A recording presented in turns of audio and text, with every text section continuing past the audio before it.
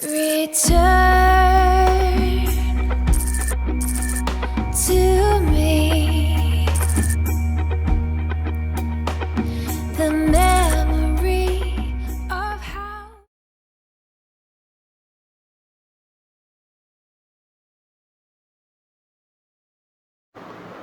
नमस्कार दोस्तों, आज आप लोगों को इस वीडियो के अंतर्गत कोरोना वायरस से संक्रमित मरीजों को स्वस्थ करने या आपके शरीर के अंदर इम्यूनिटी को इतना बूस्ट, स्ट्रॉन्ग या मजबूत करने की है कि कोविड-19 यानी कोरोना वायरस आपको कोई भी हानि ना पहुंचा सके। कोरोना दो लैटिन शब्दों यानी बेला और डोना से मिलकर बना है, जिसका मतलब है ब्यूटीफुल लेडी यानी खूबसूरत स्त्री।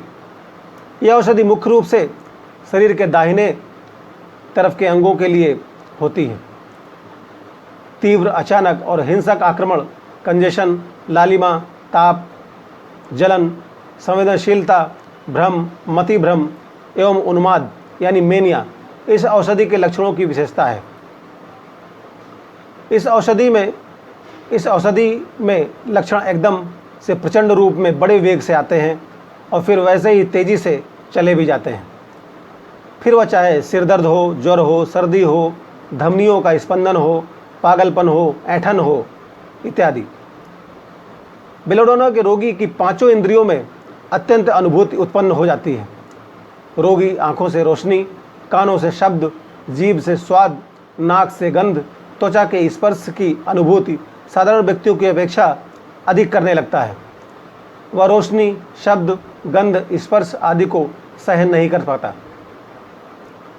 उसका स्नायु मंडल एक्साइटेड यानी उत्तेजित रहता है। नींद आना पर सो न सकना और नींद आने पर कराहना भी बेलाडोना का प्रमुख लक्षण है। इस औषधि के मानसिक लक्षण अद्भुत हैं, जिसमें भ्रांत चित्त, अति उत्साह और हिंसा देखने को मिलती है। यानी ऐसे लक्षणों पर इस औषधि का उपयोग सफलतापूर्वक किया जा सकता है।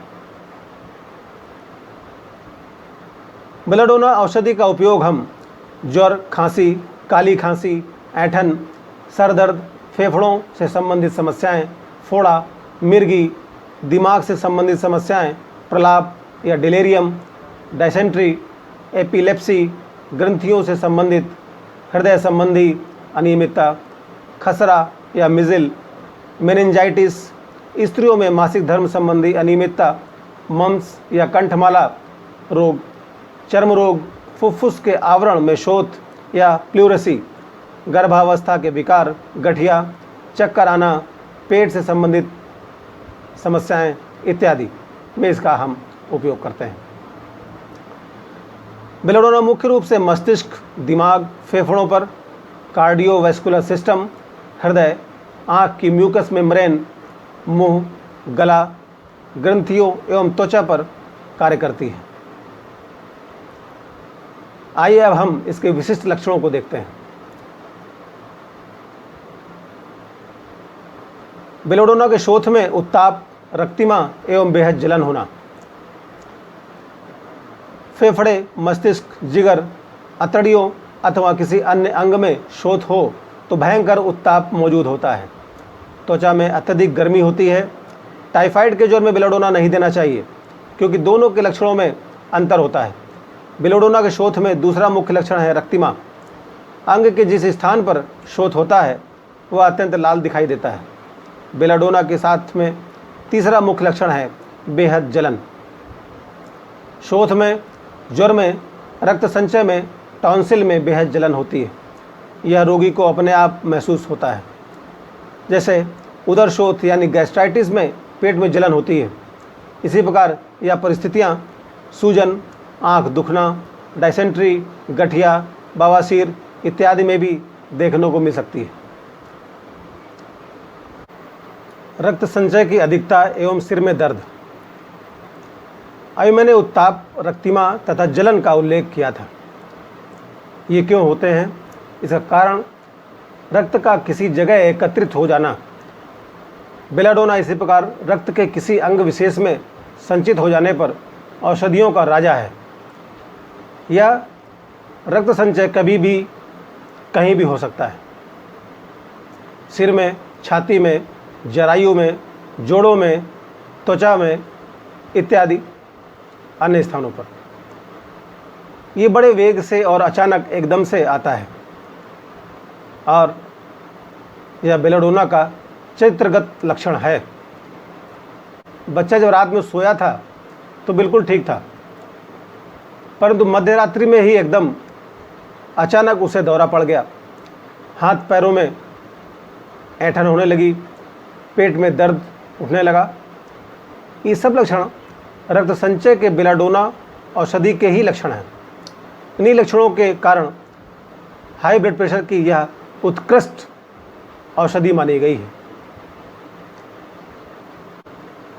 रक्त की गति जब सिर की तरफ होती है तब सिर में दर्द होने लगता है, इतना भयंकर दर्द कि रोगी उसे बर्दाश्त नहीं कर पाता। कोई उसे स्पर्श करे वह सहन नहीं कर सकता, यहाँ तक कि रोशनी एवं हवा को भी बर्दाश्त नहीं कर पाता। ज़ोर ज़ोर से चीखने लगता है, बिस्तर पर बेचैनी से करवटें बदलने लगता है। रोगी का सिर गर्म एवं शरीर ठंडा होता है। कनपटियों में टपकन होने लगती है, आंखें लाल होती हैं। जब वह किसी कपड़े आदि से सिर को कसकर बांधता है तो उसे आराम मिलता है। जब रक्त का सिर की तरफ बहाव बहुत अधिक होने लगता है तब पागलपन की स्थिति उत्पन्न होने लगती है। रोगी चम्मच काटने लगता है, थाली चबाने लगता है, गला घोटने का प्रयत्न करता है, बेमतलब बड़बड़ाता है। संभवतः उसे कुछ ऐसे दृश्य दिखाई पड़ते हैं जिनसे वह भागता है, उनसे पीछा छुड़ाना चाहता है। और जब यह पागलपन अपने चरम पर आता है तो रोगी तोड़फोड़, मारपीट, गाली गलौज जैसे अपशब्दों का प्रयोग करने लगता है, थूकने लगता है, दांत पीसता है, किटकिटाता है इत्यादि बहुत सारे लक्षण परिलक्षित होते हैं। अब हम उन परिस्थितियों के बारे में बताना चाहेंगे जिनमें यह औषधि लेने के बाद लक्षणों में कमी होने की परिस्थिति, आराम करने से, खड़े या बैठने से हल्का ओढ़ना, गर्म कमरे में रहने से रोग की तीव्रता में कमी आती है, जबकि छूने से, गंध से, हवा से, हिलने डुलने से, सूर्य की गर्मी से, बाल कटवाने से, लेटने से, दोपहर 3 बजे से रात तक, आधी रात के बाद सर से लिहाफ को निकालने से रोग की तीव्रता में वृद्धि होती है।